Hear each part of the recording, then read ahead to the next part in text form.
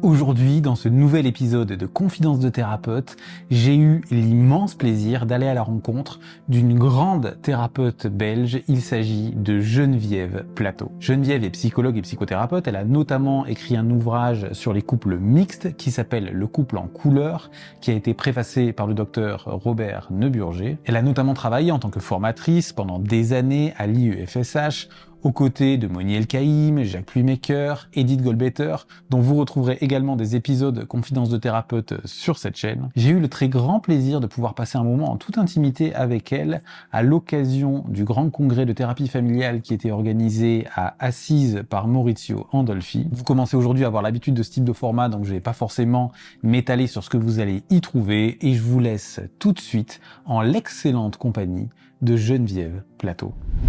Et on commence tout de suite avec la première question, Geneviève, sur ce qui t'a conduit vers un métier de thérapeute. Alors, c'est assez simple, je pense. Ça vient de mon histoire familiale, évidemment. Parce qu'en fait, au départ, moi, quand j'étais en humanité, je voulais être prof de gym. Donc, j'étais déjà quand même centrée sur le corps, ce qui reste mon dada, je dis ça comme ça. Et puis, j'ai vécu dans une famille où je pourrais dire qu'il y a eu un drame. C'est que mon petit frère, on était 5 enfants, mon petit frère a développé à l'âge de 9 ans une tumeur au cerveau. Et donc, on a opéré, mais ce n'était pas adéquat, je crois, l'opération qui a eu lieu. Et il est mort à 18 ans. Mais donc, pendant 9 ans, on a vécu cette dégradation et on savait tous qu'il allait mourir. Donc, c'était quand même vivre avec ce projet de mort. Et je crois que la famille s'est organisée autour de ça. Moi, étant la fille aînée, je m'en suis énormément occupée, un peu comme soignante, j'ai envie de dire. Puis j'ai couru, j'étais en études à Paris. À ce moment-là, j'ai couru tous les neurochirurgiens, psychiatres, enfin pas psychiatres, mais neurochirurgiens surtout pour voir s'il y avait des choses à faire. Mais j'ai bien compris qu'il n'y avait rien à faire. Donc voilà, ça a été très marquant. Et puis la même année que de la mort de mon frère, mon père a développé un cancer. Donc la même année, j'ai perdu mon père et mon frère. Quoi. Donc voilà, la famille a dû vraiment se réorganiser autour de ça. Et c'est pour ça que je suis devenue, que j'ai pas fait des études de prof de gym, mais que j'ai fait des études d'abord d'éducatrice, que je me suis mariée très jeune. Et puis, je suis partie à Paris avec mon mari à l'époque et j'ai fait les études d'abord de psychomotricité, psychorééducatrice à la faculté de médecine. Et puis, j'ai eu par équivalence après, en rentrant en Belgique, l'équivalence de psychologue, psychothérapeute. Mais donc, j'ai d'abord travaillé avec les enfants dans la thérapie du développement pendant de nombreuses années, donc à partir du corps de nouveau. Ouais. Et puis après, j'ai fait tout un parcours analytique. Et puis très vite aussi, en même temps, je crois, je me suis rendu compte que pour travailler avec les enfants, il fallait s'occuper de la famille. Et donc, je suis allée vers la thérapie familiale. Et donc, j'ai pratiqué pendant de nombreuses années la thérapie individuelle d'enfants, mais plus du développement, donc avec des problématiques quand même très archaïques où je travaillais avec le corps, entrer en contact avec l'enfant, avec le corps, et en thérapie familiale, mais surtout avec des enfants et des adolescents. Ok. Je suis venue au couple beaucoup plus tard. Après, quand est-ce que c'est venu la formation ? Parce que du coup, assez rapidement, tu commençais à former les thérapeutes familiaux. Alors oui, moi j'ai tout fait très jeune. Donc je me suis formée à Paris, et puis je me suis formée à Bruxelles, donc j'avais quel âge 23 ans, 23 ou 24 ans, j'avais fini mes études à Paris. Puis on est rentré en Belgique, là j'étais mariée, j'avais déjà un enfant. Je me rappelle, j'ai passé mes examens à la faculté de médecine enceinte de 8 mois ou 8 mois et demi. Donc j'ai eu toutes les questions sur le développement de l'enfant, évidemment. Et puis je suis arrivée en Belgique où j'ai continué dans la voie, mais toujours pour les thérapies d'enfants surtout.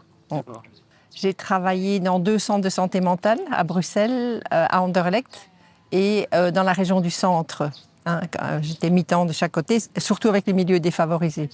Et là, j'avais un collègue psychiatre avec qui on allait à domicile, puisque les familles étaient quand même assez pauvres et ça leur coûtait de l'argent de venir au centre, même si le centre n'était pas cher, mais rien que le moyen de transport. Et je pense que c'était important pour les familles qu'on aille à domicile parce qu'elles se sentaient reconnues. Je me rappelle d'une famille où la mère avait repeint elle-même l'espace où elle nous recevait parce qu'elle a réinvesti son espace parce qu'il y avait des étrangers qui valorisaient, si tu veux, cet intérieur. Et elle nous offrait du café. Donc voilà, ça, c'était une période très importante où on a beaucoup, avec ce collègue, c'est le docteur Faili qui malheureusement est décédé, on a écrit pas mal d'articles. J'ai d'abord écrit beaucoup sur les milieux défavorisés en fait. Et est-ce que ça t'a fait un peu comme un choc culturel, même si... Oui, c'est un choc culturel. Je pense que c'est vraiment une culture particulière, hein. Et peu de psys s'occupaient des milieux défavorisés. Ils trouvaient qu'ils ne pouvaient pas élaborer. Mais en fait, dès qu'on créait une alliance avec eux, ils élaboraient aussi bien que les autres, quoi. Oui. Et le symptôme dans ces familles-là, c'était le décrochage scolaire des jeunes, parce que leurs parents étant chômeurs, ils ne voyaient pas l'intérêt de faire des études et de travailler, et ils avaient du mal à se lever puisque la famille ne se levait pas. Et donc voilà, là on travaillait en cothérapie, un peu selon le modèle d'Oslo, ça, cothérapie scindée, c'est-à-dire qu'il y en avait un qui s'alliait à la fusion de la famille et l'autre au changement. Et alors on créait un désaccord tacite entre nous deux pour que les membres de la famille puissent s'identifier des thérapeutes et oser se différencier dans leur famille. Super intéressant. Ça, j'ai fait ça des années, c'était assez passionnant et je m'entendais super bien avec le psychiatre avec qui je travaillais. On a beaucoup rigolé aussi parce qu'on pouvait prescrire des choses dans ces familles qu'on trouvait folles et ça... et ça passait parce que c'était des familles toujours très, très cohésives et très indifférenciées. Je me rappelle une mère très liée à son fils, le père était parti et on lui dit mais pourquoi vous n'iriez pas à l'école avec votre fils? Peut-être. Elle dit ah ça c'est une bonne idée. Enfin, tu vois. Et à Anderlecht, c'était un petit peu les mêmes milieux aussi. Et puis après ça, j'ai été au service de santé mentale de l'Université libre de Bruxelles. Là, j'étais responsable de l'équipe systémique. On a travaillé en équipe, là, c'était assez passionnant. On a fait beaucoup de démarches pour continuer à se former. C'est là qu'on est allé voir Onis, Linares, Andolfi, enfin, voilà. Après, j'ai été travailler à l'hôpital Erasme avec les adolescents, donc je voyais plus les familles avec adolescents. Et puis, j'ai terminé par l'hôpital des enfants, à Bruxelles aussi. Là, j'ai travaillé qu'avec des familles migrantes. Okay. Et là, j'ai travaillé beaucoup aussi avec le corps, parce que c'était beaucoup de familles où le père était absent, il ne s'occupait pas de ses enfants. Donc, j'ai réfléchi comment je pourrais travailler cette relation au père. Donc, la mère venait avec les enfants, ce qui est déjà très positif, puisqu'elle se souciait de ses enfants. Et donc, j'avais pris un tabouret dans le bureau, parce qu'on n'était pas très riche dans ces bureaux. Et je représentais le père. Je disais, l'enfant, là, c'est ton père. Est-ce que tu peux me montrer dans quelle distance avec ton cœur tu te sens de lui maintenant? Il se mettait souvent très loin. Puis je dis, mais maintenant, si tu pouvais rêver, est-ce que tu te mettrais à la même distance? Et en fait, il s'approchait en général beaucoup. Et la mère était très étonnée de découvrir qu'en fait, ce père manquait à leur enfant. Et on pouvait après un peu élaborer ça. Et alors, ce qui est comique, c'est moi, j'ai pensé faire cet exercice une fois, puis c'est les enfants eux-mêmes, enfin, je me rappelle d'un enfant surtout particulièrement qui m'a dit, Madame, on peut refaire cet exercice parce que ça a changé dans ma tête. Et donc, tu vois, ils arrivaient vraiment à mentaliser après ce lien au père, quoi, qui a pu évoluer dans beaucoup de familles. Bon, bien sûr, quand je pouvais, j'appelais le père et j'essayais de les avoir, mais ce n'était pas toujours évident, hein. Il y a quelques pères qui sont venus. Ce n'est pas la majorité, mais il y en a quelques-uns qui sont venus aussi. Et la formation, tu as commencé tout de suite à la faire à l'UFSH? En fait, j'ai rencontré Moni, moi, en 1972. Donc, je suis une des premières de l'Institut à l'avoir rencontré, à m'être formée chez lui. C'était encore dans son bureau, d'ailleurs. Okay. La formation individualisée, là. On était très peu nombreux, oui. Et moi, ce que j'aimais bien chez Moni, par rapport au corps, justement, c'est quand il faisait ses jeux de rôle, je ne sais pas si tu te rappelles, qu'il disait toujours « Qu'est-ce que vous avez vu ?» Et puis de là, il élaborait. Voilà. Donc j'ai été chez Moni, chez Hirsch à peu près en même temps, parce que chez Hirsch, j'ai été en thérapie de couple et en supervision, et en formation chez Moni, en fait. Et puis j'ai fait plein d'autres formations avec Kitty Laperrière, j'ai été chez Onis régulièrement, je suis allée chez Andolfi. Ça peut rejoindre la prochaine question que je voulais te poser, c'est-à-dire quelles ont pu être les personnes qui ont été significatives dans ta vie et dans ton parcours professionnel? Oui, alors avant les systémiciens, il y avait une pédopsychiatre à Bruxelles chez qui j'ai été très longtemps en supervision, et puis après on a fait des intervisions même en groupe, parce que cette pédopsychiatre, elle approchait vraiment les problèmes de l'enfant avec une approche très large, c'est-à-dire qu'elle s'occupait, elle vérifiait en tout cas le neurologique. Moi, avec la maladie de mon frère, je ne passais pas non plus à côté de dire c'est psychologique et qu'il y avait peut-être quelque chose de physique. Parce qu'en fait, le corps, oui, entre parenthèses. J'ai revu, après la mort de mon frère, des films que mon père faisait, parce qu'il nous filmait beaucoup. Et quand je voyais, là j'ai vu, avec toute une autre maturité, comment marchait mon frère. Et pour moi, c'était clair qu'il y avait un problème. Et donc cette femme s'occupait du côté neurologique, développemental, instrumental, intrapsychique et familial. Et donc je trouve que ça c'était très rare à l'époque. Et c'est quelqu'un qui m'a beaucoup apporté. Donc elle d'abord, et puis Moni évidemment, puisque je suis entrée dans son institut très vite. Qu'est-ce qui t'a marqué chez lui ou qu'est-ce que tu gardes de lui, quoi? Surtout ces jeux de rôle, hein, parce que c'est ce qu'il aimait le plus. ces jeux de rôle avec, effectivement, il regardait d'abord les alliances, les synergies, et c'est là-dessus qu'il intervenait d'abord. Hein. Et puis, il y avait toute une empathie. En fait, il y a une grande sympathie même qui s'est créée entre nous à l'époque, parce que il écrivait des articles, et puis il cherchait à publier quand je l'ai connu, moi. Edith n'était pas encore dans l'Institut. Et donc, je lui ai dit, mais j'ai un oncle qui est éditeur à Paris, si tu veux, je peux lui demander. Et donc, on est parti à Paris. Mon oncle a accepté d'éditer sa revue. Et on allait régulièrement à Paris avec les articles. Voilà. Donc, c'est d'abord les éditions Gamma à Paris qui ont publié la revue de Moni. Et puis, quelques années plus tard, c'est Edith qui a repris ça. C'est les cahiers critiques. Les cahiers critiques, oui, c'est ça. Et donc, ça a créé un lien particulier entre nous, quoi. Et il était très sensible quand même à l'étranger. C'est lui qui m'a soutenu pour les projets au Sénégal. Ah oui. Très, très fort, très clairement, puisque c'est grâce à lui que j'ai pu acheter un terrain là-bas pour construire un centre qui maintenant se transforme en un autre projet, mais toujours pour essayer de construire un centre qui soit au nom d'un grand ami de là-bas, qui m'a aussi marqué, Omar Sylla, le professeur Omar Sylla, et qui aurait le nom de Moni, quoi. Donc ça, je vais voir.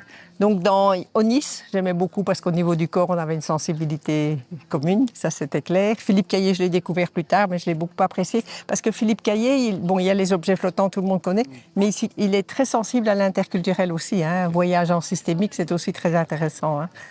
Oslo, j'aimais beaucoup aussi, c'est quelqu'un de très simple, très humble.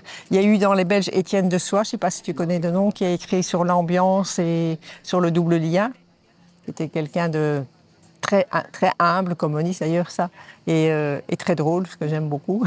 Bowen, j'aimais beaucoup, je ne l'ai pas connu, mais j'aimais sa théorie. Dans les conférences, une qui me fascinait, c'est Selvini, je trouve qu'elle était vraiment... Elle était drôle, quoi. Oui. Bien les gens drôles. Je ne l'ai jamais vu, même drôles, pas en vidéo, mais oui, j'ai l'impression qu'elle était un personnage exceptionnel. Oui, assez. Je rencontrais Robert Nebury il n'y a pas longtemps qui me disait qu'on ne résistait pas à Selvini, quoi. Il racontait une anecdote dans laquelle un jour, elle lui a dit « Robert, on va à la messe ». J'ai lu la messe, c'était pas son truc, mais il est allé, quoi, tellement elle en a posé quand même. Est-ce qu'il y a des livres, au-delà de toutes ces personnes qui t'ont marqué, que tu pourrais conseiller éventuellement aux personnes qui nous regardent ? Alors, comme j'étais formatrice, il fallait que je lise, évidemment, parce que je ne suis pas une...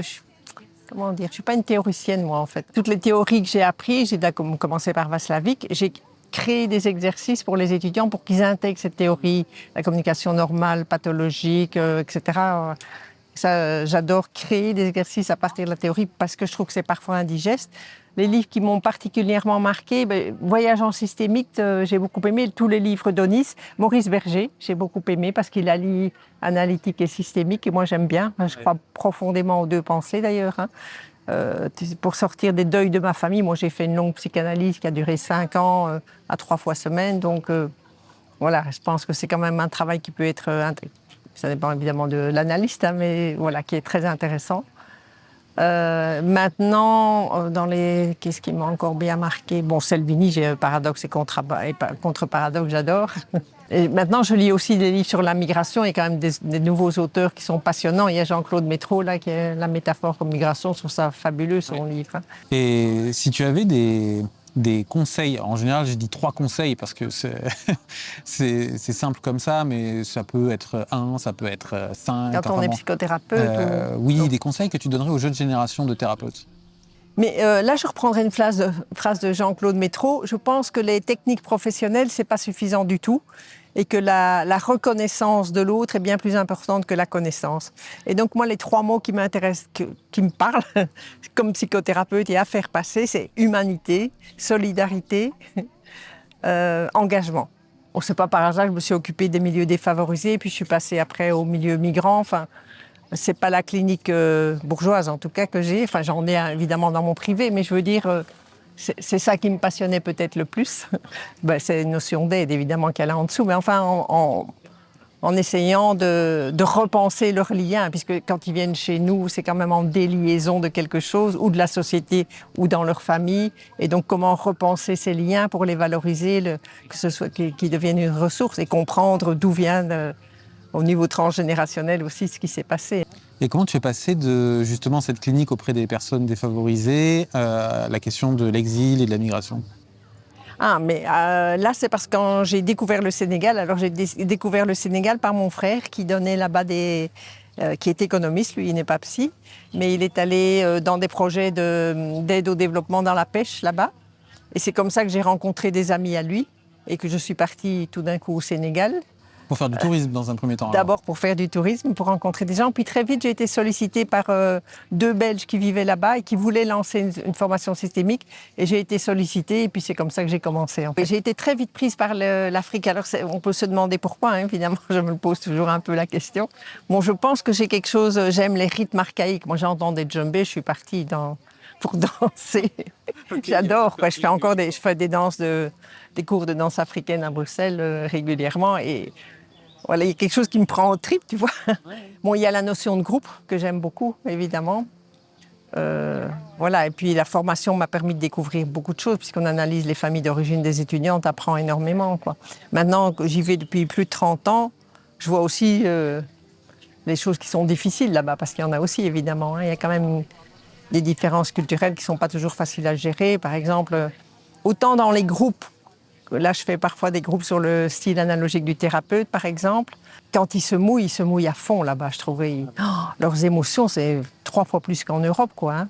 Alors que dans le quotidien, ils ne peuvent pas parler de leurs émotions, ils ne peuvent pas parler des conflits. Tout ça, c'est interdit, en fait. Okay. Donc, il y a beaucoup de ce qu'on appelle là-bas le masla, les non-dits, sont très forts. Très importants, oui. Et les gens se libèrent dans les espaces soit thérapeutiques, soit de formation. Thérapeutique ou de formation. Il n'y a pas beaucoup, tu vois, par exemple, les psychothérapeutes là-bas ne font pas de travail sur eux, ça n'existe pas. Okay. Oui. Donc, c'est dans les formations qu'ils en profitent pour se lâcher et pour raconter des histoires de famille parfois très, très lourdes. Hein. Et tu as écrit un livre qui s'appelle « Le couple en couleur ». Est-ce que tu serais d'accord pour nous en parler un peu ? Oui, donc ce que j'ai fait d'abord, c'est toute une partie sociologique, hein, de raconter le développement du couple en Europe et en Afrique. Hein. Et puis, je donne des exemples cliniques aussi, en Belgique et là-bas. Hein, et des cas d'ailleurs d'Omar Sy là aussi. Et puis voilà, j'essaye de conceptualiser un petit peu comment se fait un couple chez nous et et tous les rituels et les croyances surtout du couple là-bas. Hein. Il y en a ce qu'ils appellent le khala, par exemple. C'est le khala, je crois, oui. Où il ne faut pas mettre de caleçon sous son boubou le jour du mariage parce qu'on peut te le jeter un mauvais sort et te rendre impuissant. Donc c'est tout il y a plein comme ça de croyances que je décris dans le livre parce que je les trouve passionnantes. Et comment est-ce que tu les intègres à la thérapie? Ou est-ce que ça t'est arrivé de construire des rituels de passage ou des choses avec les éléments de la culture d'origine? Non, parce que j'ai 1 ou 2 familles sénégalaises pures, j'ai envie de dire. J'ai surtout de la mixité dans mes consultations, moi. Donc je parle aussi de la mixité. Et c'est vrai que le couple sénégalais est beaucoup moins important que la famille. Hein. Ce qui est le plus important, c'est quand même la famille. Ça, c'est très différent de chez nous. L'homme sénégalais, le mari sénégalais, on va dire, est quand même quelqu'un de beaucoup plus autonome qu'ici, dans le sens, il fait ce qu'il veut quand il veut. Il parle difficilement de ses états d'âme aussi. Donc ça, c'est tout des choses, voilà. Et quand on est en conflit avec quelqu'un au Sénégal, dans sa famille, ça se dit pas. On critique jamais les parents. Et dans le couple, si tu veux faire des reproches à ton mari, tu dois être très... Il faut faire très, très attention. Une femme ne peut pas se plaindre, ne peut pas pleurnicher. Enfin, voilà, donc parler vraiment de ce qu'il y a de plus profond, je crois que c'est pas simple dans les couples. Et je pense que les femmes sénégalaises souffrent quand même de ça. Et les femmes blanches qui épousent des hommes sénégalais, c'est que comment trouver une communication qui puisse être bonne pour tous les deux, quoi. Ça doit vraiment se construire. Hein. Donc, en général, les hommes sénégalais qui me consultent avec leurs femmes blanches sentent que je connais, quoi. Et donc, ils peuvent se confier quand même pas mal. Hein, l'autre jour, là, c'était à Bruxelles, mais c'était un couple togolais. Et le monsieur qui avait vécu des choses très dures au Niger à côté, il était tout heureux de venir en Belgique en disant « je vais enfin être heureux et être bien ». Et il me disait que c'était si compliqué parce que les codes n'étaient pas les mêmes et que lui, il y a des choses qu'il n'arrivait pas à lâcher. Hein, par exemple, faire ce qu'il veut quand il veut. J'imagine, oui. Ça, c'était... Et le couple, il dit, moi, je ne sais pas ce que c'est. Le couple, c'est la famille. Le couple ne sort pas ensemble pour avoir du plaisir, quoi, aller au resto, au cinéma. Non, on va rendre visite à la famille, je crois, mais c'est tout, quoi. Okay. La première chose qui te vient en tête, vis-à-vis d'un échec qui a pu être particulièrement formateur et d'une réussite dont tu peux être fier? Oula, ça c'est plus compliqué, hein. Faut que je réfléchisse un petit peu. Réussite, ça vient, tant mieux. Parce que justement, il y avait à la dernière conférence de Mauricio, je me fais accoster à la sortie par un monsieur qui me dit « Ah, mais vous êtes Madame Plateau, oui. Ah, mais je suis venue chez vous il y a 20 ans. Il dit « Et je voulais vous remercier parce que vous m'avez sauvé la vie. » Je dis « Ah, mais vous me faites un cadeau, là. Hein » Alors, en fait, il avait un père, si je me rappelle bien, pervers, et à qui j'ai dit « Vous savez, vous n'arriverez jamais à rien avec ce père. » Il dit « Vous m'avez libérée parce que depuis, voilà, je peux vivre et être heureux. Je vis et je suis heureux. » Très contente. Et le lendemain, je vois une patiente qui revient aussi, 20 ans après, quasi, pour sa fille, qui a presque 20 ans d'ailleurs. Et elle me dit « Je n'oublierai jamais ce que vous m'avez dit. » Mais évidemment, j'ai oublié, moi, ce que j'ai dit. Elle dit « Ah, vous m'avez dit que je pouvais être fière de moi. » Et en fait, cette femme avait accouché seule. Son mari l'avait quittée pendant sa grossesse et bon, je l'ai beaucoup soutenue. Donc ça, oui, c'est des cas de réussite. Les familles maghrébines, là, je crois que j'ai pu aider vraiment les liens mère-enfant et les enfants à se libérer ou se rapprocher de leur père, d'ailleurs. Donc ça, j'étais très contente aussi. Alors, des échecs, bien sûr, j'en ai sûrement eu dans des couples, plus dans des couples, je crois. Bon, on ne peut pas dire toujours que c'est un couple qui se sépare, c'est un échec. J'ai un couple qui est très difficile pour le moment, où je ne sais pas si je vais réussir ou rater, parce qu'il y a beaucoup de problématiques. C'est un couple très jeune qui est venu, c'est le pédiatre qui me les envoie, parce que l'enfant dort toujours avec sa mère. Ça, il paraît que ça va mieux maintenant, mais ça, c'est le symptôme. Mais derrière ça, il y a beaucoup de violence dans le couple, il y a de l'alcoolisme, il y a une relation toxique de la femme avec sa famille. Donc, c'est beaucoup de choses. Et donc, ce qui est très difficile, c'est que c'est un couple qui ne vient pas de manière continue. Et donc, il m'envoie des messages. Ah ben, on ne peut pas venir. Le mari, en général, m'envoie des messages. Et donc là, il y a un sentiment d'impuissance, c'est clair. Et donc là, j'appelle et je dis, écoutez, il faut qu'on en parle, on peut arrêter, mais il faut qu'on en parle. Et en fait, je découvre que ce n'est pas lui vraiment qui veut arrêter, mais c'est elle. Il voudrait que je reconnaisse sa pathologie, enfin, soit. Donc ça, c'est compliqué. Maintenant, dans les milieux, j'ai aussi travaillé bénévolement à Médecins du Monde. C'est très dur parce que c'est tout. Là, on se sent encore plus impuissant parce qu'il y a tellement de problématiques et psychosociales, évidemment. Donc, on voudrait faire et on ne peut pas, quoi. Ce qui me vient maintenant tout de suite, c'est une famille que j'ai vue il y a 2-3 ans qui avait commencé à venir à Médecins du Monde, puis qui a eu ses papiers, qui m'a retrouvée. Et c'est une famille qui me touchait très très fort. Elle venait de où Yougoslavie, je ne sais plus. Mais avec un père apparemment qui avait été très très violent. Et cette mère, je trouve tout ce qu'elle a passé, j'étais en admiration en fait. J'étais fascinée du courage qu'elle a eu. Elle avait 3 enfants, mais adorables, je trouve. Et on a pu travailler aussi la relation au père, le deuil de ce père qui ne fera, je crois, jamais rien pour eux. Et cette femme, maintenant, travaille à ses papiers. Et donc, oui, ça m'a beaucoup touchée. Parfois, j'y pense encore. D'ailleurs, j'ai envie de prendre de leurs nouvelles. Ça m'arrive de le faire, d'ailleurs. Et une autre famille marocaine aussi que j'avais vue à l'hôpital, qui après est venue chez moi, où je faisais des prix ou gratuits même pour continuer le travail. On l'a terminé. C'est des familles qui m'ont beaucoup touchée parce que je trouvais quel courage, je me disais. Quelle est pour toi l'essence de la thérapie ? Et ça rejoint un petit peu ce que je disais tout à l'heure. Pour moi, c'est une fonction, la fonction de psychothérapeute, c'est une fonction pour moi avant tout humaniste.